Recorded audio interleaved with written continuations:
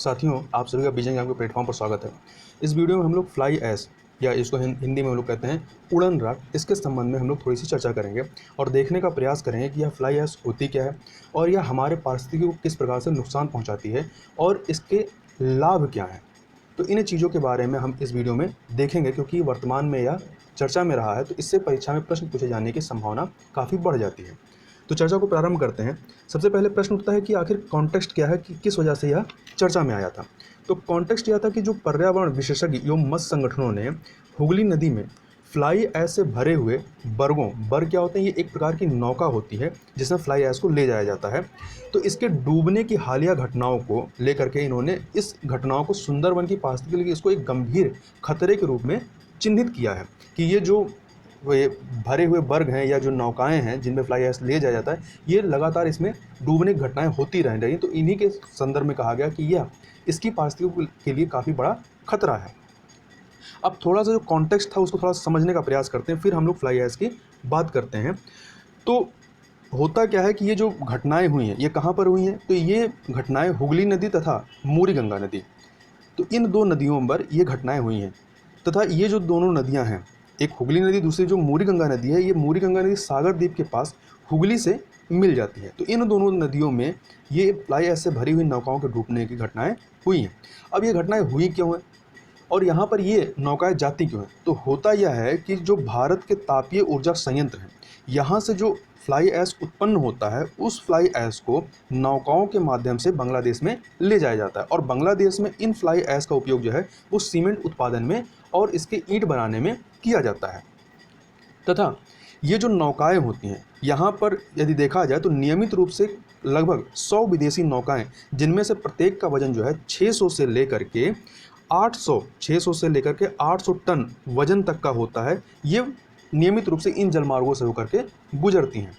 और इस वजह से इस प्रकार की घटनाएं यहाँ पर घटित होती रहती हैं, जिसको लेकर के जो पारिस्थितिकीविद हैं और जो मत्स्य संगठन है उनके द्वारा चिंता व्यक्त की गई है। अब हमारे लिए परीक्षा के दृष्टिकोण से महत्वपूर्ण है कि यह फ्लाई ऐश होता क्या है। तो इस फ्लाई ऐश को थोड़ा सा समझने का प्रयास करते हैं। तो फ्लाई ऐश जो होते हैं ये ठोस पदार्थों के दहन के कारण उत्पन्न होते हैं। मतलब जैसे कि कोयला इत्यादि को जब बर्न करते हैं तो जो राख उड़ती रहती है वही आपका क्या होता है, फ्लाई ऐश होता है। दरअसल होता क्या, जो ताप विद्युत संयंत्र हैं या जो अन्य स्थान पर जहाँ पर कोयले की जलाने की प्रक्रिया होती, तो इस प्रक्रिया में जो राख होते हैं ये उप उत्पाद अर्थात बाई प्रोडक्ट के रूप में निष्कासित होते हैं। और ये जो फ्लाई ऐश होते हैं इसमें कई सारे जो हैं तत्व और कई सारे विषैले तत्व भी मिलते हैं। जैसे कि फ्लाई ऐश में सिलिका, एल्युमिनियम, लौह ऑक्साइड, कैल्शियम, मैग्नीशियम तथा अन्य विषैली धातुएं। विषैली धातु में कौन से आते हैं, जैसे आर्सेनिक, कोबाल्ट तथा तांबा इत्यादि इसके अंतर्गत पाई जाती हैं। और ये जो फ्लाई ऐश होते हैं, ये फ्लाई ऐश से वायु तथा जल तो प्रदूषित होते ही हैं, इसके द्वारा साथ ही जो आपका श्वसन संबंधी समस्याएं जो उत्पन्न होती हैं उसके लिए भी एक बहुत बड़ा ये रीजन है फ्लाई ऐश। इसके अलावा ये जो पत्तियां तथा जो मिट्टियां होती हैं, इन मिट्टियों पर पूरी तरीके से जम जाती हैं। मतलब इनके अगल बगल जहाँ पे ताप विद्युत संयंत्र होंगे वहाँ पे अगर कोई जो भी पेड़ पौधे होंगे उनकी पत्तियों पर ये जम जाते हैं। अब जब जम जाएंगे तो उनके छिद्र जो होते हैं ढक जाते हैं, जिससे कि इनका जो प्रकाश संश्लेषण की जो प्रक्रिया होती है वो कहीं ना कहीं बाधित होती है।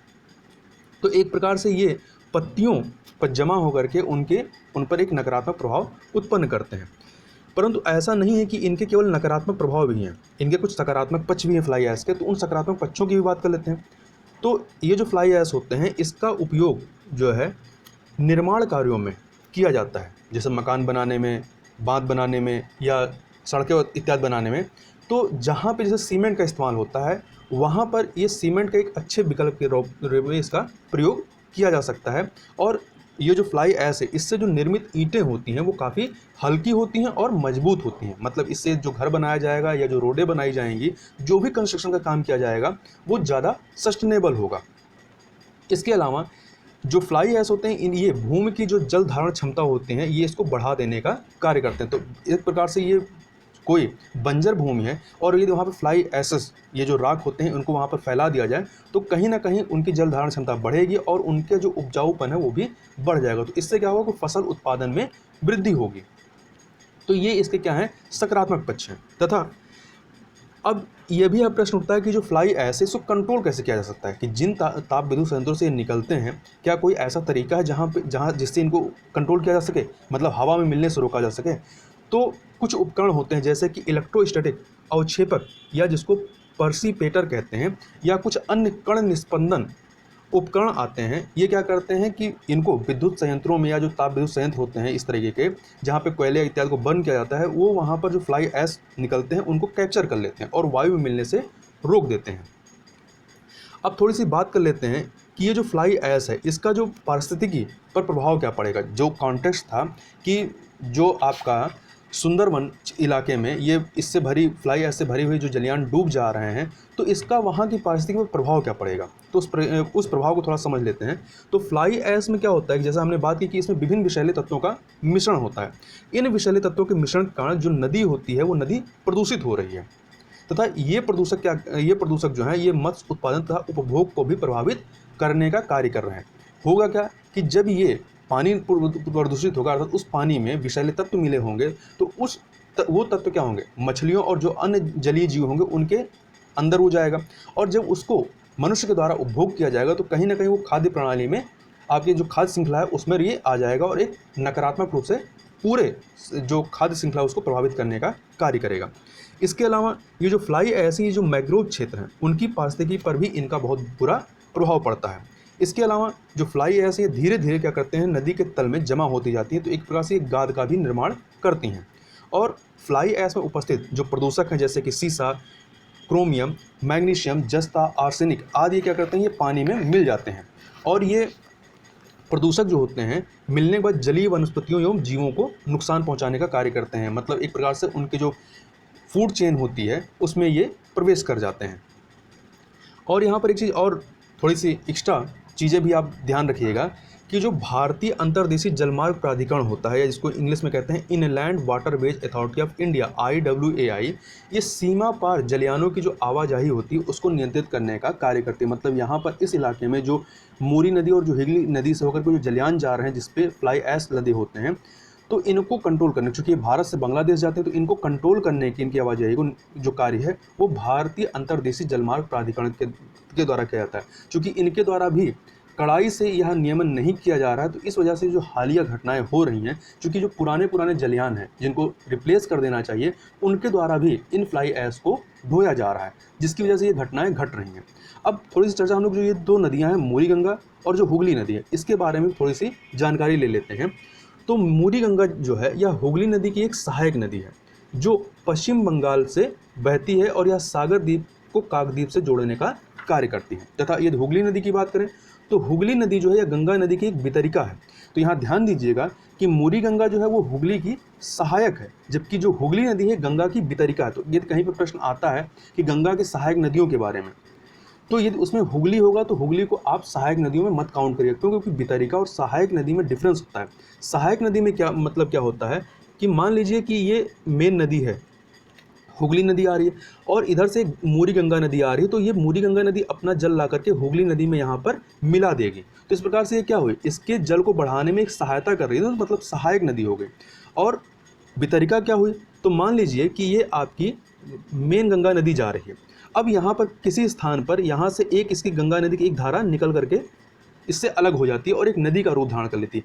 तो ये क्या है, जो मेन नदी से निकलती है आपकी वितरिका है। तो इस प्रकार से जो हुगली नदी है वो गंगा की वितरिका है, ना कि सहायक नदी है। तो यदि गंगा की सहायक नदियों के बारे में आ जाए कि सोन, गंडक, जैसे यमुना, ये सब क्या है, इसकी गंगा की सहायक नदियाँ हैं, और हुगली क्या है, इसकी वितरिका है। तो इस चीज़ को ध्यान रखिएगा।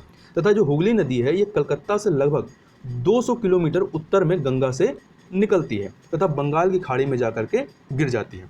तथा हमने सागर द्वीप की भी चर्चा की थी। तो सागर द्वीप के बारे में बात करें तो सागर द्वीप जो है यह हुगली नदी और मूरी गंगा तथा बंगाल की खाड़ी, मतलब तीन चीज़ों से, हुगली नदी, मूरी गंगा तथा बंगाल खाड़ी से यह घिरा हुआ क्षेत्र है, यह घिरा हुआ द्वीप है।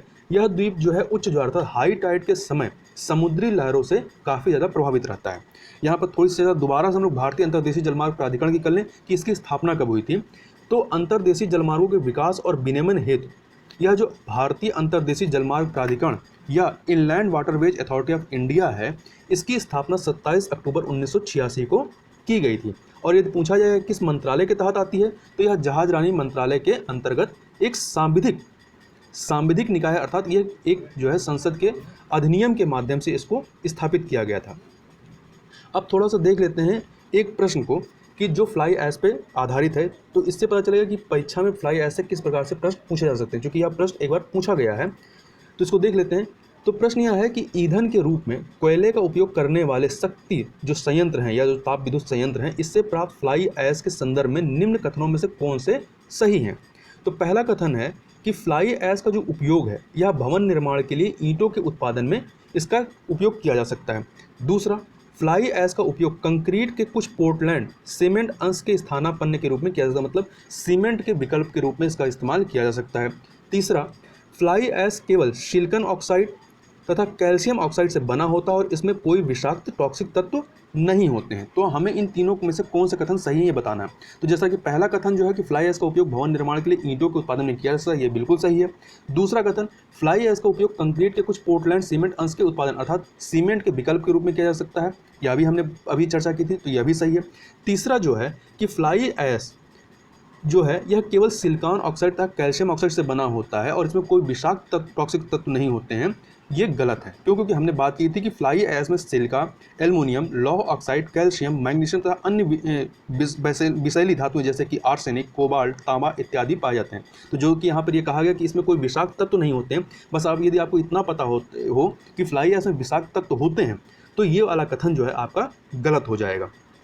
तो इस प्रकार से यदि हम जो विकल्प है उसमें चुने तो पहला और दूसरा क्या है आपका सही हो जाएगा, तो ए विकल्प सही हो जाएगा। तो इस प्रकार से हमने यहाँ पर फ्लाई ऐश के संदर्भ में चर्चा की और उस कॉन्टेक्स्ट को देखा जिस वजह से यह फ्लाई ऐश वर्तमान में चर्चा में आया था। तो फ्लाई ऐश जो है चर्चा में था, इसलिए यह परीक्षा में इससे पूछे जाने की संभावना बढ़ जाती है। तो इस वीडियो में बस इतना ही, मिलते हैं नेक्स्ट वीडियो में, तब तक के लिए बहुत बहुत धन्यवाद।